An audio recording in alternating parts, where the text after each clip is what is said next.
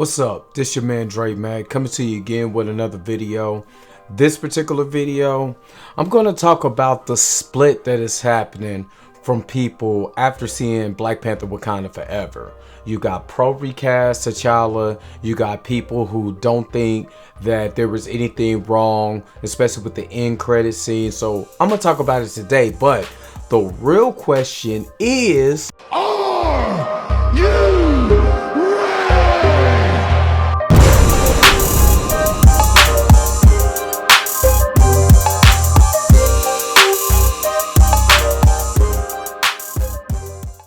Alright, so let's get to this. This video, it's basically the Great Divide. And the reason why this is the Great Divide is because after seeing the movie, after being emotional over certain things that's in the movie, I had to take some time. First of all, I work a lot, so I don't get to get out as many videos as that I want to because I have to rest, I have a family, so I gotta do what I gotta do. But that doesn't stop me from taking some time out to actually think. Before I do videos, I want to have clairvoyance. I want to think about what I want to say before I just get on here and start rattling off some noise because I'm emotional. Critical thinking is big for me, so I had to take some time out after seeing the movie, after kind of understanding what Ryan was thinking. Now it was time for me to express the way that I felt on the things that I did not like, and I'm going to talk about the creative side because that's where the divide is at. So before I do that, I want to read something that I read on Twitter, and I think this will sum up a lot of kind of what I'm thinking. And you know, I'm gonna express my thoughts on this, but this comes from Quincy Dosh, I believe. This is off of Twitter. He said he got this off of YouTube, a YouTube comment. But just listen to this. It says, anyway, yeah, Coogler's mistake was not stepping down as director to take some time to heal. Instead, he made an emotional decision to inject his pain into the project, killing off a character that meant so much to black male fans of the MCU, effectively making a bad situation worse. The reality is, after we lost Chad, we had not yet lost T'Challa until Coogler took him from us. Now we've lost two heroes, one of them real, and one will be forever reminded of whenever we look at Shuri or anyone else in that suit. Ryan got way too real with this. He almost took the entertainment value out of it. The worst part is he only killed T'Challa to escape his own grief. The exit of T'Challa is not what Chad would have wanted. Chad was selfless and often spoke on how he felt that the character role was bigger than him. He would have been content with the idea of another fitting actor filling T'Challa's shoes, carrying on his legacy. Coogler should have known that if he knew him well, which makes this situation a little weird. All in all, this was a big mistake on Coogler's part. We already have the original Black Panther film to remember Chad by, where we can see him alive and doing his thing, which in my opinion is better than nearly a 3-hour film where we're simply reminded of his death. So, let me kind of give my thoughts on that, and I'm not taking anything away from what was said there, because what was said there was absolutely phenomenal, well spoken, well thought out. It makes sense. Now, that person is absolutely correct. And this is why I said the creative, I can understand because I empathize. I didn't say that that was a great idea either. I just got to go with it because you've already done it. Truth be told, I absolutely didn't like the fact that they still went with the T'Challa Jr. storyline. I thought, really, that's absolutely stupid, and I'm going to stand by what I said. At the initial thought, the movie, if I didn't know, and I've always said this, if I didn't know anything about Chadwick Boseman, I'm just now seeing the Black Panther for the first time, and I just knew an actor died, but I wasn't close to him. The movie is phenomenal. Critical side, thinking about it, logically thinking, if I didn't know, my personal feelings aside about if you know about having Black Panther comics and all this other stuff, and knowing he's the first black superhero and yada yada yada. If I'm just going in as a casual moviegoer who don't know nothing about Marvel, who don't know nothing about Chadwick Boseman, don't know nothing about nothing, the movie is excellent in that right. If I didn't know that that was the first black superhero and he was just a dude, then yeah, movie is excellent. You know what I'm saying? 10 out of 10 movie wise. The creative decisions are piss poor. And again, I'm easily triggered because I've had close people to me lost their life over cancer. So to see that being portrayed in the constant reminders, knowing that that man really died, like literally, I watched Civil War. The man is healthy looking, you know what I'm saying? He got a little bit, we you know, if you know anybody in a black family and they look like you, we call it happy weight.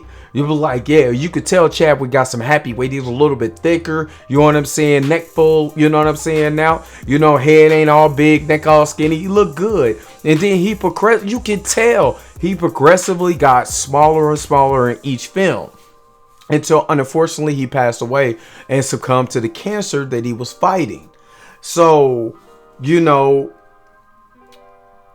we've already had that. So the constant reminders is a void because there is a constant reminder of Chadwick through the whole movie.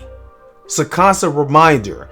You know what I mean? Even when Shuri becomes a Black Panther and you know, and people had some disdain about, you know, especially I watched a video of a sister was like, you know, we can't take 100-pound woman, you know what I'm saying, Soka West seriously being a Black Panther. First of all, this is fantasy, so we got to get that in our mind. This is fantasy, you know what I mean? She took the heart-shaped herb, so no matter how little you are, you can still, you know what I'm saying, punch, kick, fast, you know, you can punch hard, you can kick hard, you can run fast, you can jump high.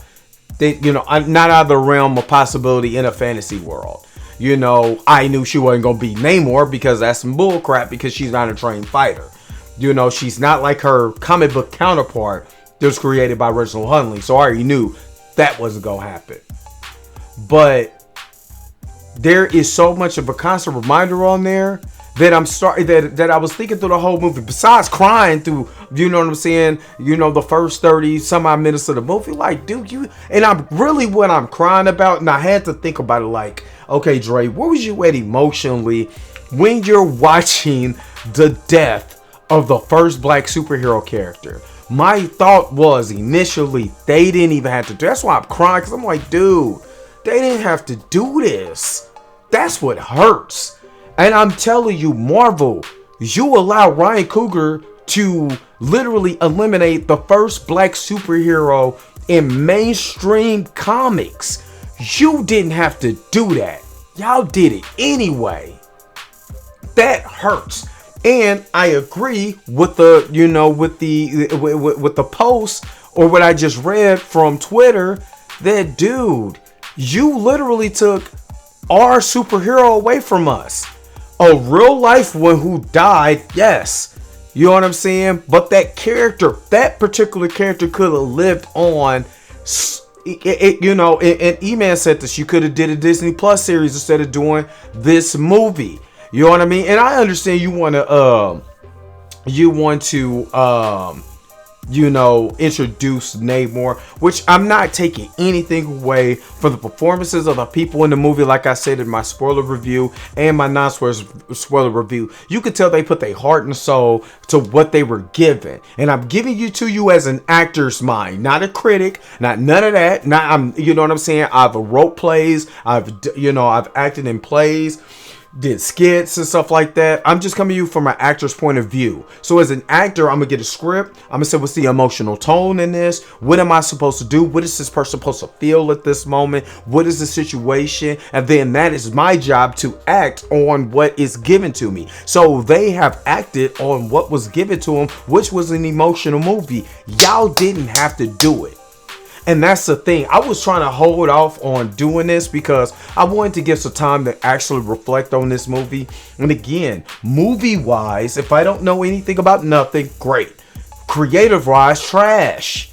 I'm sorry. The creative process to kill this man in the first 5 minutes, then we gotta think about this. I don't even care if Shuri's a Black Panther. If you could put a monkey in a Black Panther suit, I wouldn't have cared. You got me thinking about T'Challa through the whole thing. And the crazy part is, I'm gonna tell you something, and I want you guys to actually get what I'm saying and get an understanding of what I'm saying. I'll go to the store, you know, it's close to the holidays, it's close to Christmas time. You know, I'm pre-thinking about, yeah, what we're gonna give the kids for Christmas. And plus, I'm a collector. Y'all see what I got in the back. So yeah, I go and collect different things or whatever. I'm gonna tell you something. Go and watch go look at your local Walmart, Target, wherever you go shop at, and go look for Black Panther material.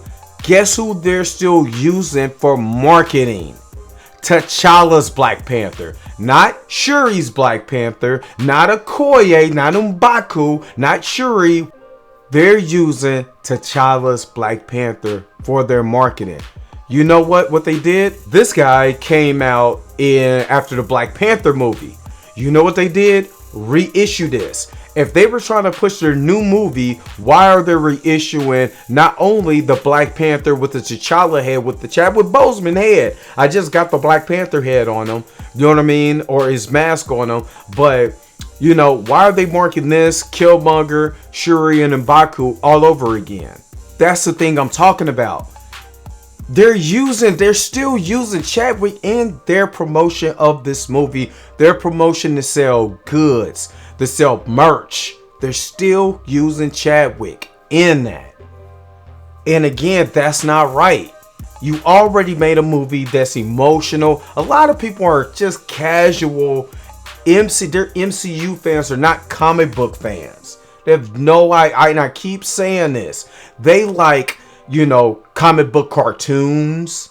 You know, a lot of us, that's our first introduction to comic books, was probably a television show. Whether it's the old Incredible Hulk show or the Spider-Man television show that came out in the 70s. Maybe it was an animated show like Super Friends. You know what I'm saying? Spider-Man and His Amazing Friends. Or, you know, so on and so forth. You know, get a little upper into the times to X-Men, you know, the X-Men television show on Fox, Spider-Man, you know what I mean, Fantastic Four, Iron Man show, Hulk show, so on and so forth, Batman the animated series, you know what I mean, rest in peace Kevin Conroy, you know what I mean, all of these particular type of shows, that was our first introduction. Some of us took that first introduction, went off and went to go get the comic of it, because that's where we start to invest. If this is a comic of this, then I want to invest. You know what I mean? So, you know, like with a lot of us, some of us went to go invest, some of us just became casual fans. So we'll go see a movie and then we're critiquing it as the movie. We have really no idea about these characters, what their comic book origins are, none of this stuff. We're just happy to see the X-Men on film. We're just happy to see Hulk on film. We're just happy to see Blade on film. We don't know about their comic origins or if any of this is coming from the source material. We just want to see Ghost Rider, you know what I'm saying, with a flaming head. That's all we care about. And then a lot of us are getting savvy when the internet started blowing up the way that it did. We start, you know, the real blurs and the real nerds out there who collect comics that are really invested, spending their money on this comic, start saying, hey, wait a minute. This is not like his comic counterpart. Just like when I go and watch Civil War, and that version of T'Challa is totally different than the version of T'Challa in Black Panther. You know what I mean? The way that he's written is different. You know what I'm saying? He's not the cold calculated, just, you know what I'm saying? Not just revenge, it's the way that he's structured. He's like Batman, but then you get to Black Panther, he's joking around, he's having fun, you know what I'm saying? He's more loose. I'm like, that's not T'Challa. If I'm going off for comic logic, and again, this is their own interpretation, and they can do anything that they want to with interpretation. But me as a fan, We have our voice and we have a right to say that ain't right. So when I'm telling you a T'Challa Jr. is not something that we wanted to perpetuate in these fictional storyteller, because that is a trope. Y'all talking about the anti-Semitism that goes on. Well, we're talking about, we're tired of the anti-blackism that goes on, and that is a trope of the fatherless child. You just really think, oh, I'm dying now, so take him away over there, and that's just okay. No, that's not okay. You know what I'm saying? Because in a real black family, we would have kept him around the family. That's what we would have did. We wouldn't have cared about no throne or nothing like that. You be with your daddy. You know what I'm saying? It's to that man's last breath. And then we'll figure it out after that. But we already got a plan because family needs to stick together. Nope. What they did, trope. That's an easy trope. When we say the tropes, nothing gets done in Hollywood. Nobody cares. Keep going along. Just be happy with what you got. And then you have to understand, we get tired of that. We are tired of those tropes. But yet they get perpetuated all the time. And it's disappointing because Ryan wrote it. So the problem that I actually have, just like what I read in the beginning, is Ryan Coogler, you should have took some time off to really think about this, homie. Because that's not what you did, was not right. It didn't make any sense logically. It doesn't make any sense in a fictional universe where you literally can do whatever you want to. It's fantasy, dude. You could have had that. You could have had him on a galactic tour. You could have had him on a, Paul Walker. Like, have the mountain, man, make it so he's out in space somewhere. He's doing something. You know what I'm saying? And then he finds out what's coming on in Wakanda after the Namor stuff. You know what I'm saying? So that way he could come back and get his revenge on Namor. You could have wrote the story that way. You didn't have to kill him off. You did it. We got a problem with you. We got a problem with Namor. You know what I mean? Because y'all thought that this was the best out of all the critical thinking y'all could have did. This was the best thing that y'all could have came up with. Like, seriously. So there's no way you could have rewrote this and said, man, there's a lot of black men that love the Black Panther. And I'm not taking anything away from Shuri. The problem that I have with the Shuri character was always, she was not like her comic book counterpart. And the reason why I'm saying that, if they would have saw her training, kind of like in Shang-Chi, where you see his sister was just as badass as Shang-Chi.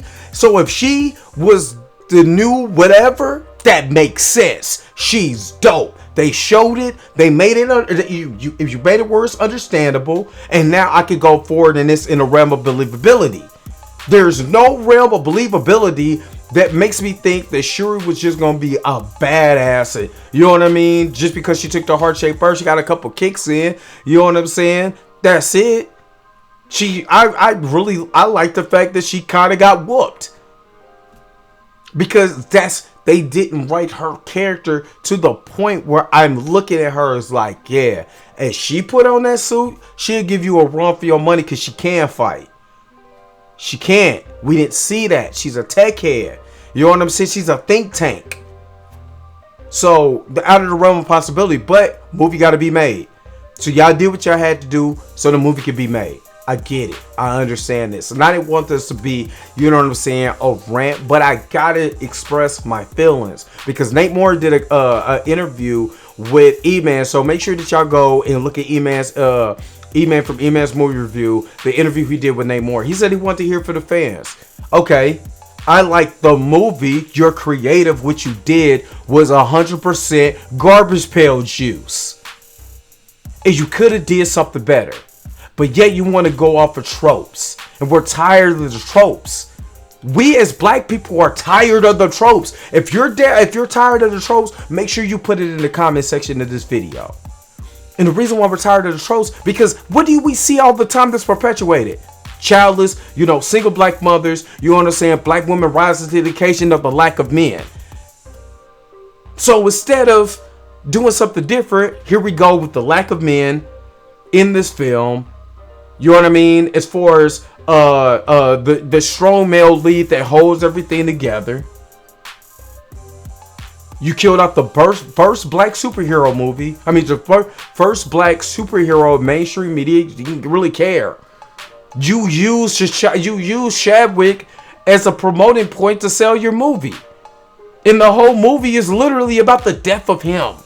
Not T'Challa, because he doesn't die in the comics. You did it because you wanted to show everybody how you really truly felt. Which I get. You got your thought on that. But after sitting back thinking about it, dead wrong. Pardon the pun. Things need to be different. But yet, you want us to keep supporting this.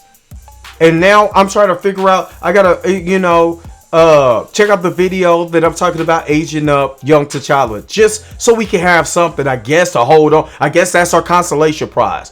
Thank you, Recast T'Challa. You know what I'm saying? Nate Moore, you listen to Recast T'Challa, because yet you brought us a T'Challa, but in a trope way. Thanks a lot for that. You making black people all proud. Because if Jack Kirby and Stan Lee would have seen what you done, do you think they would have been happy about that? Jack even said, I got black friends out here. I got black readers. They don't have a superhero. Let me create one. In the midst of the height of the civil rights movement, when there was so much heightened tension, with black and white people. And he took that bold choice. And you're telling me you couldn't take a bold choice to go ahead and recast and not have a stereotype trope placed on the person that we looked at as a king because he's knowledgeable and all of that. Nope, you gave him a stereotype trope. Thank you. We appreciate that. Good movie, hell of a horrible way to do something creative. I'm done. That's all I got to say about that. I'm a rant, but I had to get this out. If you think there's a divide within the fandom when it comes to T'Challa, when it comes to the Black Panther, make sure you put in the comment section. Again, like, share, subscribe. You know what I'm saying? Make sure y'all hit the bell notification so you never miss one of my videos. Until next time, I'll holler at y'all later. Peace and vibe higher.